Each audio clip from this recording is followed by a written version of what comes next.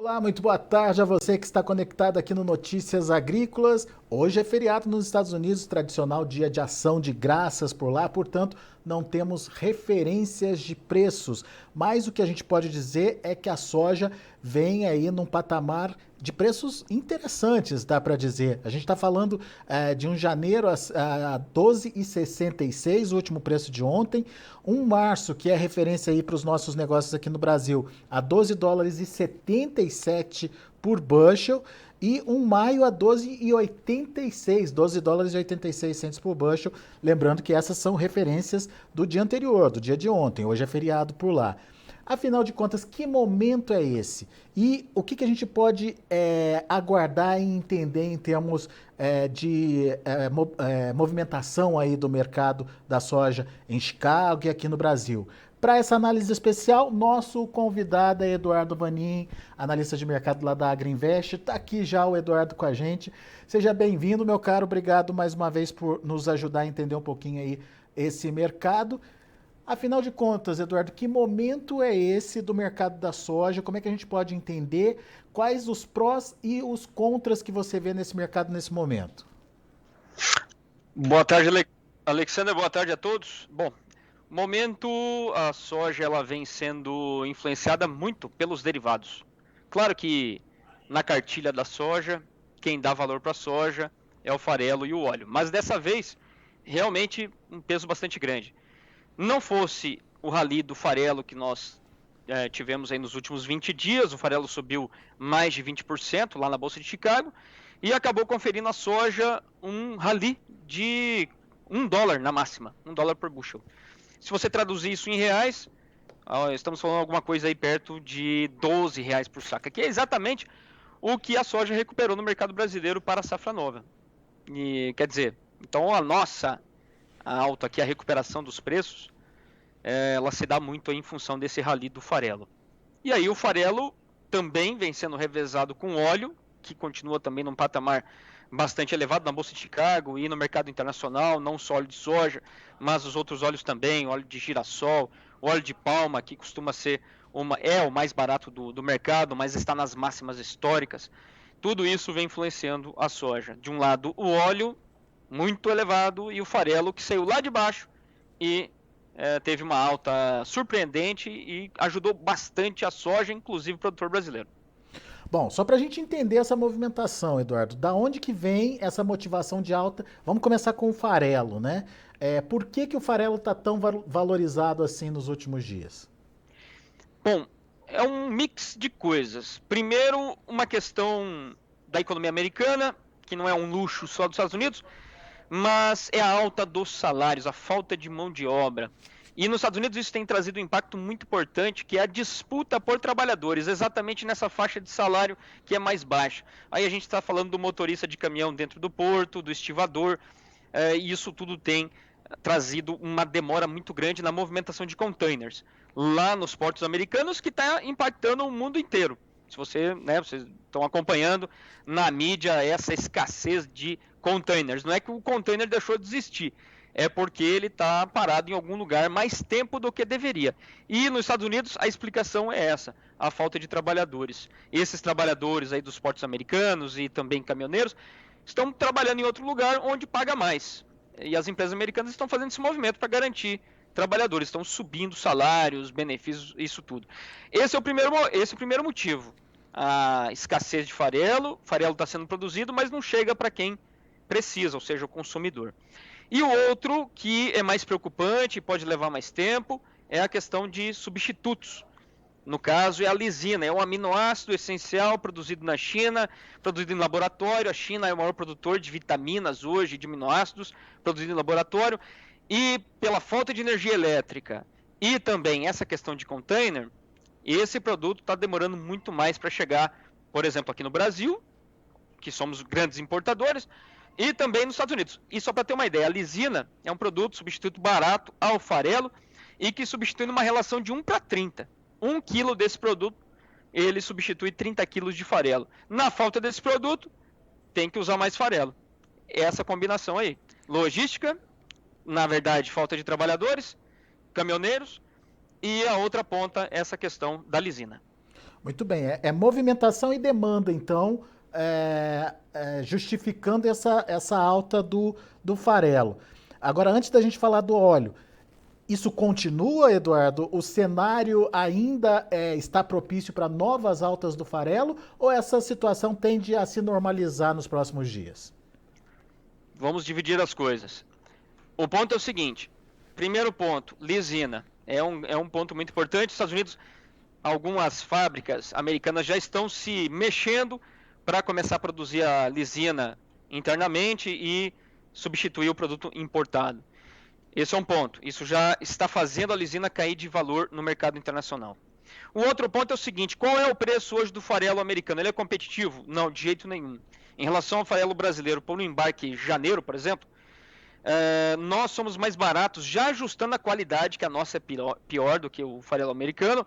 Já ajustando a qualidade, nós somos mais baratos, em torno de $45 por tonelada para o embarque janeiro. A Argentina também já fazendo ajuste de qualidade, é mais barato do que os Estados Unidos, em torno aí dos seus $30 por tonelada. Isso mostra que os Estados Unidos vai ter uma queda muito forte nas exportações de farelo. E esse farelo vai acabar sobrando no mercado interno. O outro ponto é que, para uma trading que comprou esse farelo no interior dos Estados Unidos, onde concentra o esmagamento, e já vendeu um contrato na exportação, hoje está começando a valer a pena reverter, ou seja, fazer o washout, a recompra desse contrato, e vender esse farelo internamente e não exportar, ou exportar de uma outra origem, exemplo, a própria Argentina. Esse movimento a gente viu muito aqui no Brasil esse ano para o milho. Vocês devem lembrar que as tradings aqui reverteram milho para o mercado interno porque fazia sentido, dava mais resultado reverter do que embarcar. Isso pode acontecer com o mercado americano do farelo, quer dizer, aquilo que é para exportar, reverte para o mercado interno. E novas vendas, muito difícil porque os concorrentes estão bem mais baratos. Mas isso só lá para janeiro, Eduardo, ou a gente já pode ver esse efeito acontecendo a partir de agora? Já agora, embarque dezembro. Bom, falando de embarque janeiro, seria para novas vendas, que é daqui a pouco, daqui a um mês. Quando a gente fala de exportação, tudo acontece muito rápido. Mas já pode acontecer agora, porque o mercado interno americano está subindo muito e a exportação subiu, mas não tanto. Então começa a fazer sentido esse tipo de reversão. Logo, logo esse fator, então, passa a ter menos peso na precificação da soja. Sim, o farelo já caiu aí essa semana 3 dias, segunda, terça e quarta. Caiu 3 dias seguidos. E aí o farelo vai tirando o valor da soja. E o óleo, Eduardo? Bom, óleo é uma outra situação.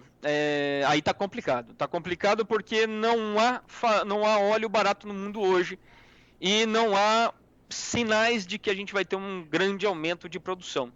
A começar aqui pelo Brasil. Há aí todo um movimento para aumentar o biodiesel novamente, para B13, depois B14. Quer dizer, o óleo que seria produzido em excesso aqui no Brasil no início desse ano, com o aumento da safra da soja, que seria para exportação, provavelmente vai ficar para o mercado interno. A gente vai ficar muito caro se realmente tivermos o B13 e o B14. Esse é o primeiro ponto. Estados Unidos já tem uma capacidade de esmagamento limitada, está operando no máximo, e o óleo americano também está muito caro. E a demanda continua crescendo. Índia tem que comprar, recompor estoque, China também está esmagando menos, então vai faltar óleo e precisa comprar óleo no mercado internacional. Realmente, a questão do óleo está bem complicada. Mas ele vai continuar impulsionando ou pelo menos sustentando um movimento de alta aí para a soja, para o grão? Veja, não é uma combinação muito saudável você ter o óleo mais caro na proporção ali dos derivados, mais caro do que o farelo. O óleo é bem mais volátil e ele mexe no bolso de todo mundo. Uma Índia, uma China que está sofrendo com inflação, pode meter o dedo e fazer o óleo cair. Aí, exemplo do que a China já fez com fertilizante, com carvão, com minério de ferro. Nada impediria também de pressionar o óleo em seu mercado. É muito pior depender do óleo do que depender do farelo. O farelo sempre foi o carro-chefe na questão de valor que ele entrega para o grão. Eu diria que o mercado ficaria muito mais volátil. Quer dizer, é um motivador, mas não dá para contar com ele, né? Um motivador de alta, mas não dá para contar com ele. É perigoso contar com ele. É aquele paraquedas, você pular do avião sem o paraquedas reserva. Muito bem. E sem influência desses dois derivados aí, como é que fica o mercado da soja, Eduardo? O mercado se a gente falar especificamente da Bolsa de Chicago e o grão, tendo o Brasil tirando espaço dos Estados Unidos na exportação, a gente tem muito mais grão nesse ano, final de ano ainda estamos vendendo. Essa semana foi uma semana bastante ativa. O Brasil vendeu alguns barcos para embarque em dezembro, está vendendo para janeiro a preços competitivos em relação aos Estados Unidos. E a China já está se cobrindo para dezembro e janeiro. E lá em fevereiro ela já tem bastante soja comprada aqui no Brasil e é só embarcar. Então realmente a janela americana de exportação ela tá comprimida, muito diferente do que a gente viu na virada de 2020 para 2021. Claro que se chover demais, tiver um laninha e daí a China e outros tiverem que comprar mais nos Estados Unidos, aí continua exportando, continua vendendo. Mas se tudo der certo, com essa safra que está vindo, e o Brasil muito mais barato, em torno de 80 centavos por bushel posto China, mais barato que os Estados Unidos, então aí não tem conversa. Realmente a janela americana vai se fechar rapidamente. Isso não é bom para a Bolsa de Chicago. Esse 80 centavos que você citou aí, mais barato, é para soja de que vencimento? A partir de fevereiro. A partir de fevereiro. Sim. E por que a China continua comprando da gente ao mesmo tempo que compra dos Estados Unidos, Eduardo? É preço também? Preço está muito parecido, a soja brasileira tem uma qualidade melhor do que a americana, depende da finalidade. Se é para soja esmagamento rápido, a soja brasileira é mais interessante. Mesmo estando mais cara, uns 20 centavos por bushel posto China. Aí entra a questão ali da conversão, aproveitamento de farelo e de óleo. Então é assim, a estratégia da China está sendo diversificar para não pressionar nem frete marítimo e também não pressionar os prêmios. Na verdade, os prêmios têm caído e o frete marítimo tem caído também. Isso está contribuindo com a margem na China. A estratégia da China vai continuar sendo, sem dúvida nenhuma, comprar da mão para a boca, muito ali perto dos embarques, e diversificar. É o que a gente vem vendo até agora. Pelo menos aí até fevereiro, quando daí a soja brasileira está muito mais barata que a soja americana, não faria sentido diversificar com tamanha diferença de preço.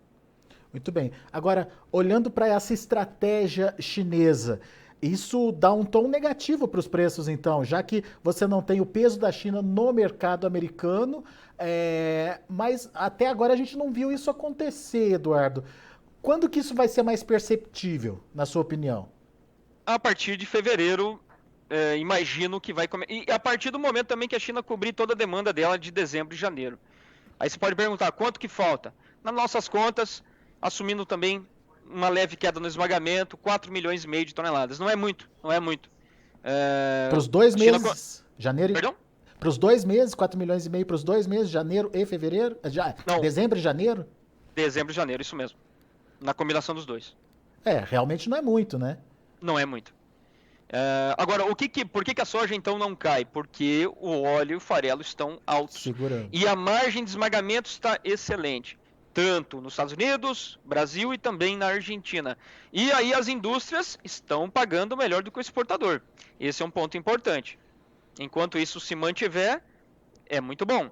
Agora, a gente sabe que a capacidade de esmagamento ela é limitada. Nós precisamos de uma China. Não tem como não precisar da China. Falando dos Estados Unidos.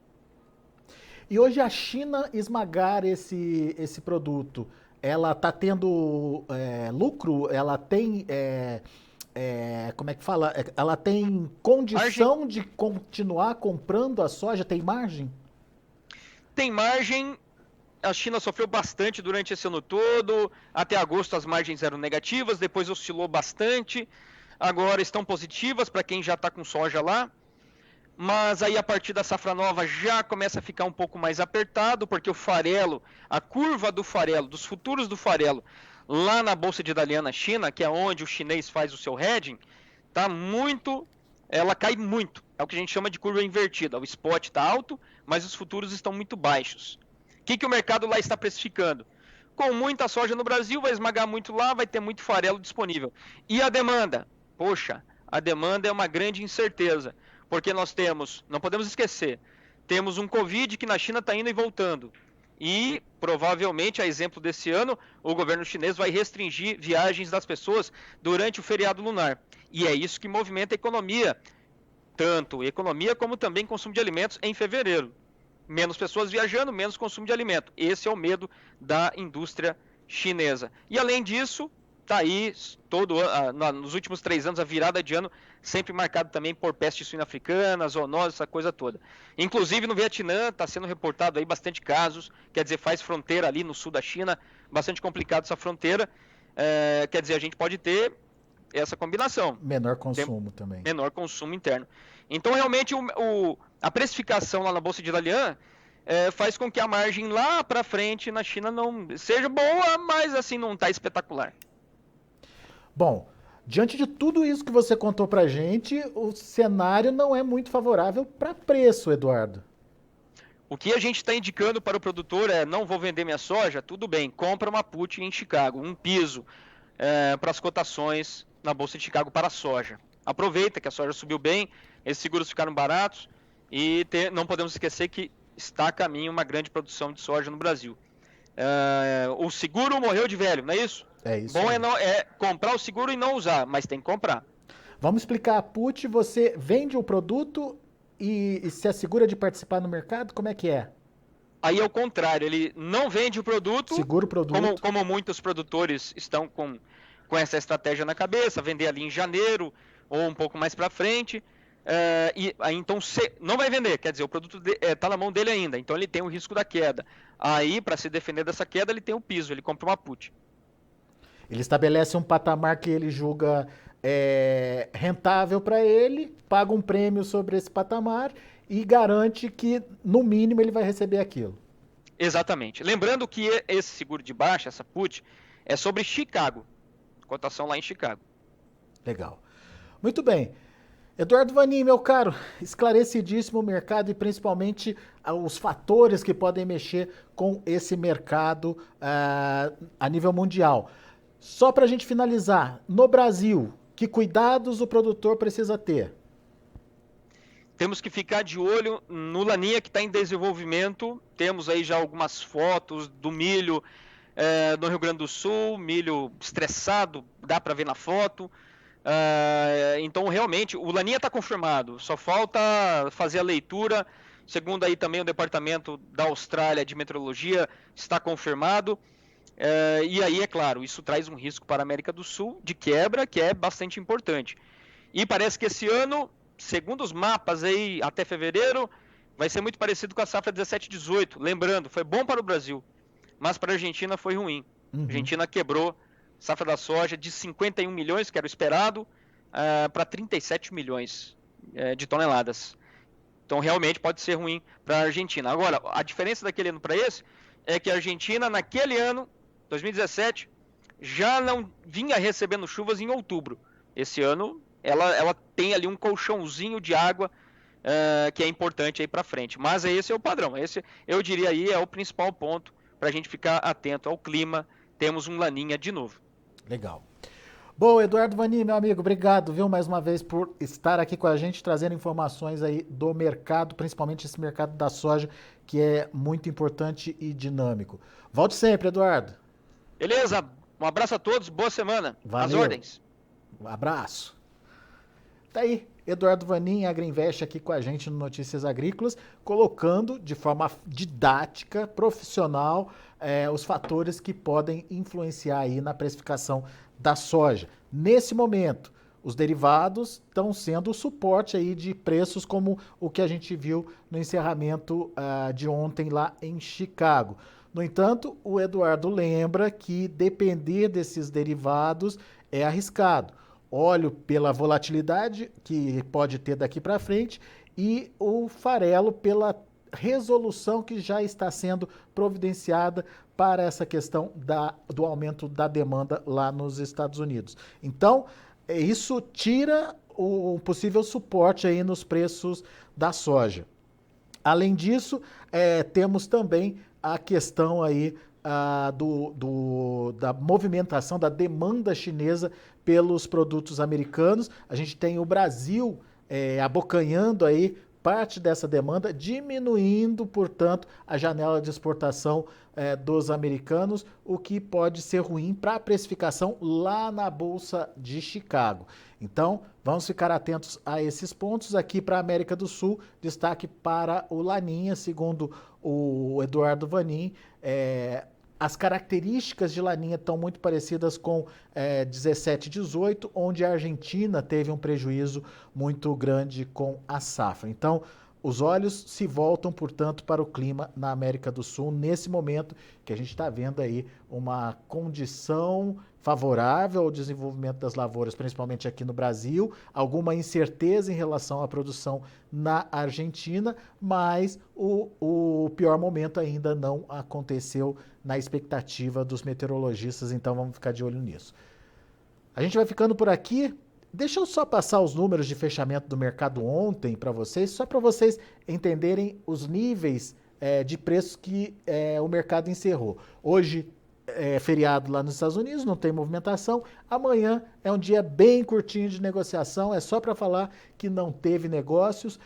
Começa às 11 da manhã, termina antes do fechamento tradicional, por volta de 1h da tarde aqui no Brasil. No entanto, um período de negociação muito curtinho.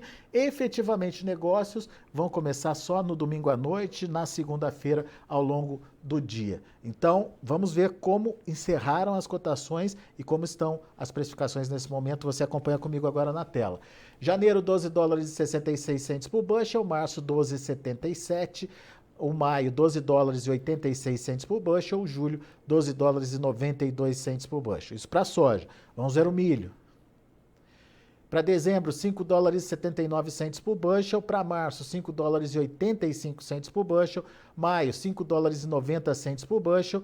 O mesmo preço para julho, que ficou aí encerrado a 5 dólares e 90 centes por bushel no pregão de ontem. Vamos ver o trigo. Dezembro, 8 dólares e 36 centes por bushel, o março 8,50, o maio 8,56 e o julho 8 dólares e 43 centes por bushel. Lembrando que esses são os preços de finalização das negociações desta última quarta-feira. Muito bem, a gente vai ficando por aqui. Agradeço muito a sua atenção, a sua audiência. Continue com a gente. Se inscreva em nossas mídias sociais. No Facebook, Notícias Agrícolas. No Instagram, @Notícias Agrícolas. E em nosso Twitter, @Norteagri. E para não perder nenhum vídeo, não se esqueça de nos acompanhar no YouTube e na Twitch, Notícias Agrícolas Oficial.